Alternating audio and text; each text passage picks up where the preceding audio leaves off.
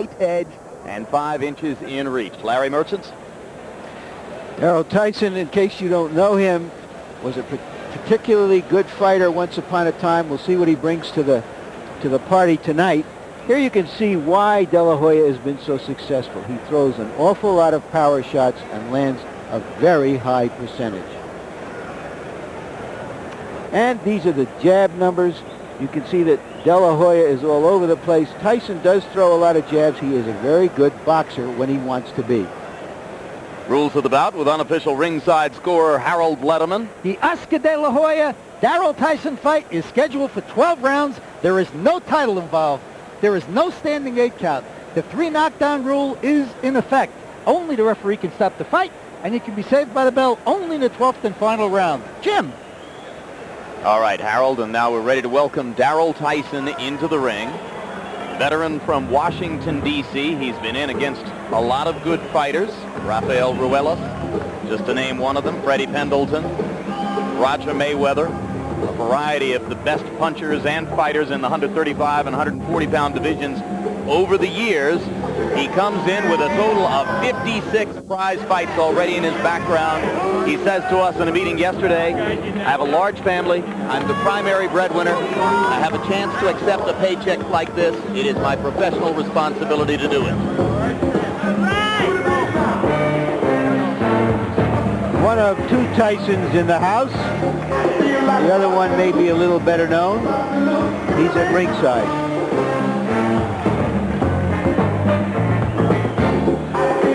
Yeah, most fight fans probably never dreamed they'd get a chance to see De La Hoya Tyson.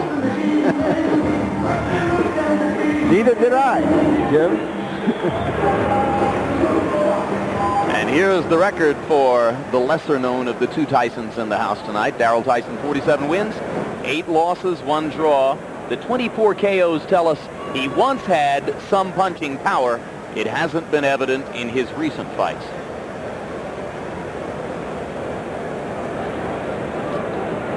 There's the other Tyson, seated in ringside, front row. George, you were nice enough to go over and say hello to Mike. Yeah, wonderful guy, it would seem. You haven't spent a lot of time around Mike? No, you don't get a chance to see. We live on different parts of the country, but he's got an interesting house in Las Vegas. There's Oscar. Oscar De La Hoya, and as Larry mentioned, he moves up to 140 pounds for the first time tonight. You can even see it in his face, Jim. He just looks better. He looks like he's really growing into his body. This is a more natural weight for him. I think he was keeping himself at an artificially low weight for too long.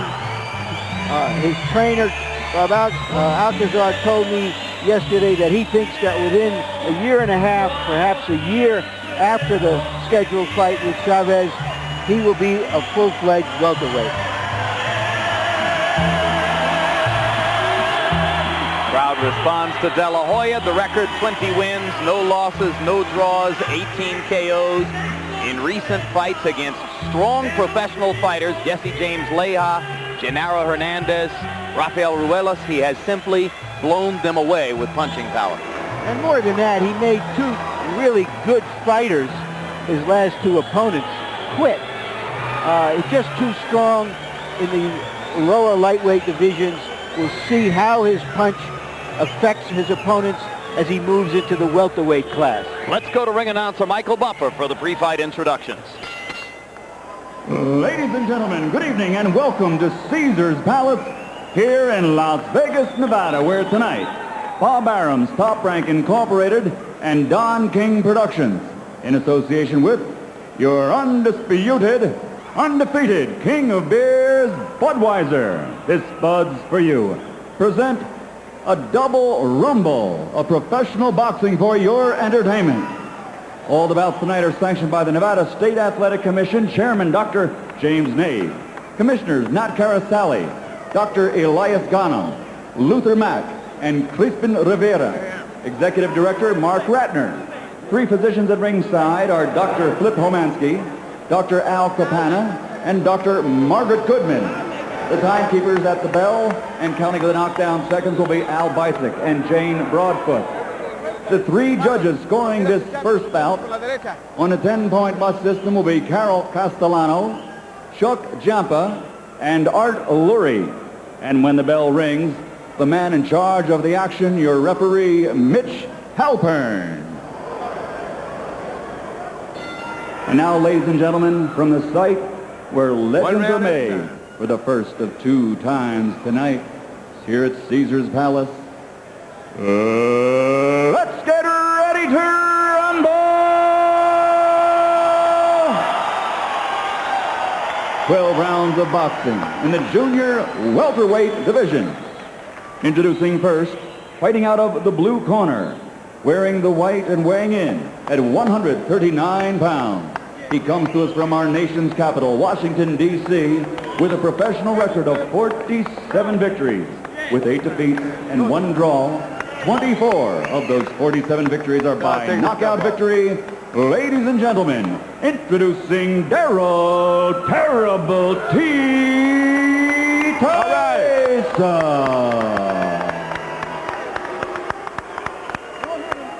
And his opponent across the ring, fighting out of the red corner, wearing brown, trimmed with white, and weighing in at an even 140 pounds. In 1992, he captured Olympic gold and now has a professional record, a perfect one, of 20-0, 18 by KO. He has captured 3 world titles. Ladies and gentlemen, presenting the 3-time world champion, the pride of East LA, the Golden Boy, Oscar De La Hoya.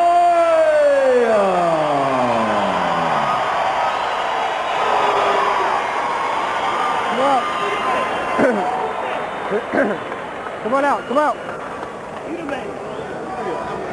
I've already given the instructions in the dressing room. I expect a good, clean fight, obey my commands at all times. Any questions?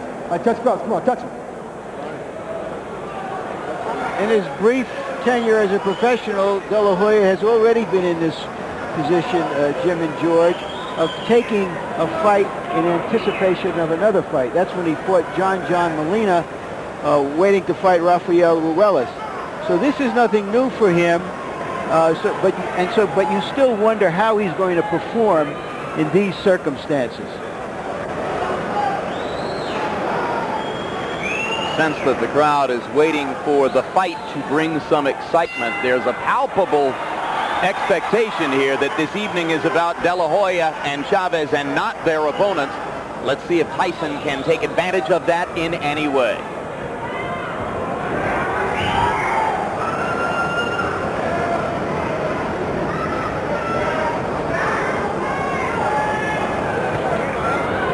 Tyson's fight plan, George Foreman, was to try to jab his way in and then get to De La Hoya's body. He believes that if he stays out away from Oscar at this range, he'll be in trouble because he won't be able to reach him and he'll get hit hard. Yeah, those guys from the nation's capital, they do a lot of thinking. You've had some upsets from fighters from Washington, D.C. before come in and upset main event fighters, so Oscar has to be careful. What frightens me about Oscar, he's had so many knockouts lately. Sometimes you forget how to win boxing matches. You got to go out there and put some points on the table. We haven't seen that from Oscar lately. He gets knockouts.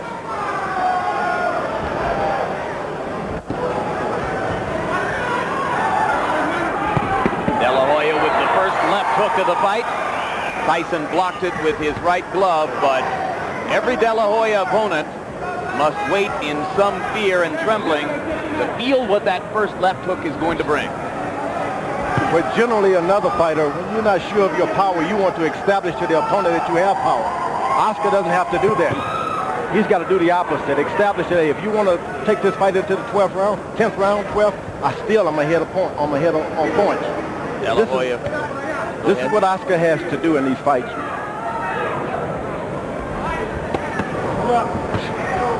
Oscar focusing his gaze on the middle of Tyson's ribcage, thinking body, and then he comes up from there.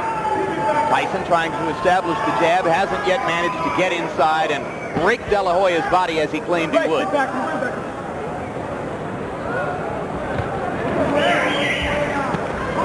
Oscar probably is trying to establish to the crowd, hey, Not only can I knock you out, but I'm a little patient here, too. Been a little patient. We like to see him build up some points because there are some fighters you're not going to be able to knock out, and it's going to go to the judges.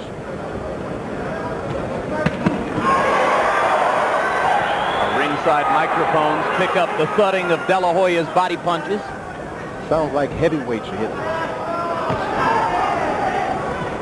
De La Hoya conceding to us yesterday in our discussion that he got a little impatient against Jesse James Leija. Crowd at Madison Square Garden got him excited, and he went into a bit of a frenzy trying to finish that one at the end of the second round. Didn't damage him, but he says, well, I don't want to do that again. I want to be more measured.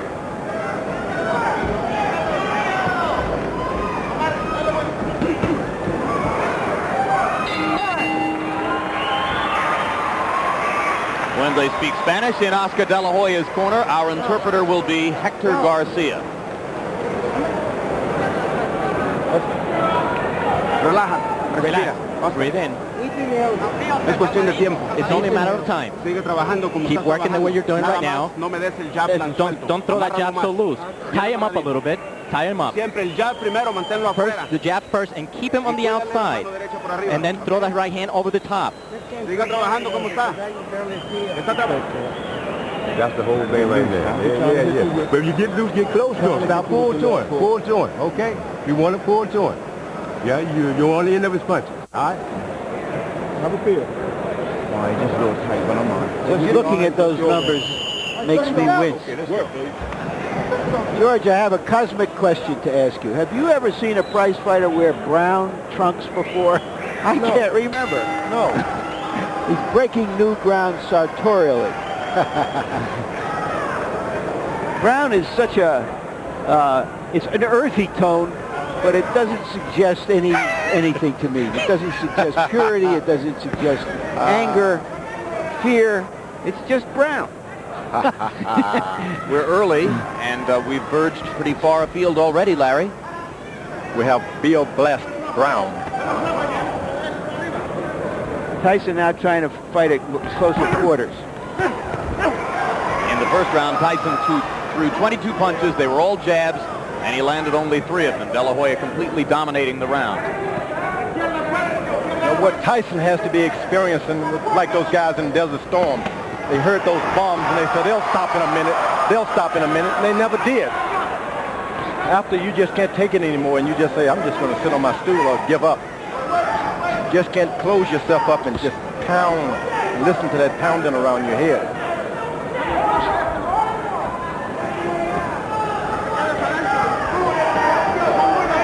Interestingly, when De La Hoya doubles and triples up to the body, as he frequently does, George, he's leaving himself open, but most opponents find it difficult to punch back. Now we had the first right-hand lead. This guy from D.C., Tyson, is very sneaky. Oscar's got to stick to his plan. Don't pace yourself with him. Keep throwing those bombs. Well, let's see if Tyson keeps going with the right-hand lead. The new strategy employed here in the second round. Tyson with a little counter right inside. De La Hoya lands 2 left hands in return. Oscar pounding to the body, and Tyson stands firm. Oh, what a left hook to the body by Oscar De La Hoya. Sensational. I can't recall De La Hoya being so effective to the body before. This is something new. Tyson hurt there by De La Hoya's left hook, and now De La Hoya bombs him into the rope, and Darryl comes back. He's in good shape. He stays in shape all the time, but Oscar De La Hoya's punching power is another story for most of the men who face him, and now Tyson beginning to cringe as De La Hoya goes to the ribs. And that was from the body blows. 4, 5, 6, 7. What can't Oscar De La Hoya do? A second round knockout forged with body blows, George. Oscar, he leaves no questions unanswered for me. This guy's got the whole package. The golden touch. Now, you know, if you went to school on him to prepare for him, if you're Tyson, that's not one of the things you were prepared for. I mean, he must have landed 20 or 25 good, hard body shots within 2 rounds. Well, and George, you pointed out that left hook underneath the rib cage that he landed over here close to us about 30 seconds before the end. That was really the decisive blow, wasn't it? No doubt about it. That left hook had done its business long before that other knockdown punch came about. De La Hoya is the golden boy.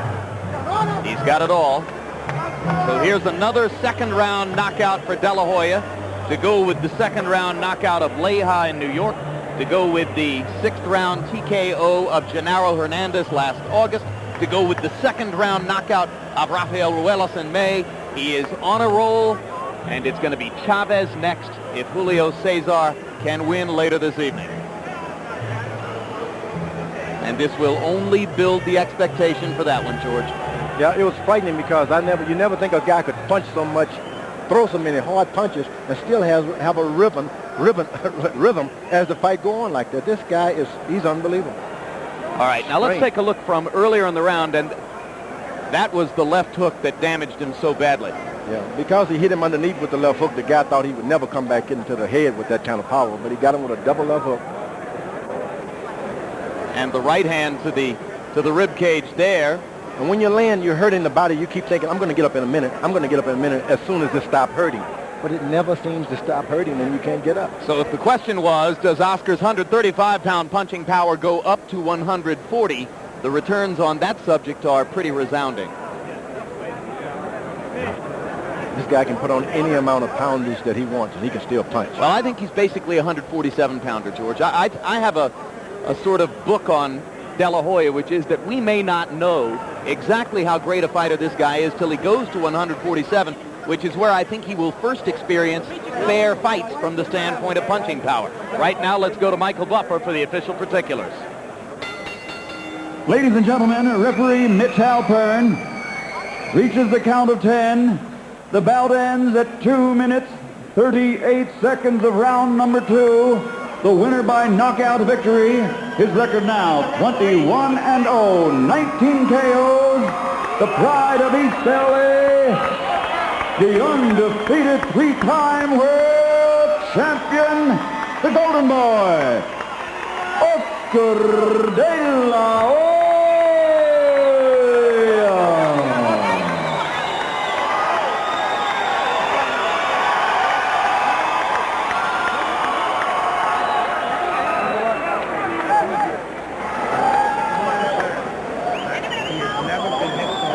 Stat numbers, which will demonstrate De La Hoya's overwhelming dominance of the 2 rounds. He threw exactly twice as many punches, landed more than half of them, and among those 57, probably 15 or 20 were brutal body shots, most with the left hook. And let's go to Larry Merchant in the ring. All right, Oscar, congratulations once again. Was it planned for you to go to the body, or did that just materialize during the fight? Actually, I saw that he was keeping his guard up very well. It was very difficult for myself to throw those right hands and left hooks. So my intentions were to focus more on the body, try to wear him down. I thought the fight would last maybe 6, 7, 8 more rounds. But I felt I hurt him to the body, and I caught him with a good, clean left hook. Refresh my mind. I don't remember your going to the body that hard, that often, and certainly I don't remember you ending fights that way. Is that true or not? You know, it never did happen, but something that I'm learning. I'm learning more about boxing. I'm studying more videotapes. I'm learning more about the past champions, how they were, and I'm trying to pick up little things so I can become a complete fighter. All right, we want to roll that on tape, and we want to show you how you looked in taking him apart. We understand that Tyson has said he's never been hit so hard. He's a quality opponent. A lot of people thought you were crazy to take him for a tune-up. Describe what you see. Well, here I feinted him with a left jab, and I was trying to go to the body. Before that left jab, I hit him with a good body shot, which he felt very much. But my intentions were to feint him a lot, to try to keep him off balance and then go to the body. In any way, were you trying or thinking about sending a message to Julio Cesar Chavez, who is renowned as a body puncher? No, not at all. I mean, Julio Cesar Chavez, great champion, great person. I was fighting my own fight. I was proving to Darryl Tyson, I was proving to the people that I was training for Darryl Tyson, staying focused for Darryl Tyson. And now that I won and beat Darryl Tyson, I can now focus on Chavez. Is it conceivable that you and he are going to test each other down here before you test each other up there? Well, you know, that Chavez fight, June 7th, if everything goes well for Chavez, we get it on June 7th, and it's going to be a very interesting fight because it's going to be a clash of two warriors going at it. You might see a quick knockout, who knows? That fight is like that, made for a knockout. Are you saying that you feel you're going to have something to prove against Chavez and you're not going to use the boxing ability we've seen you use recently?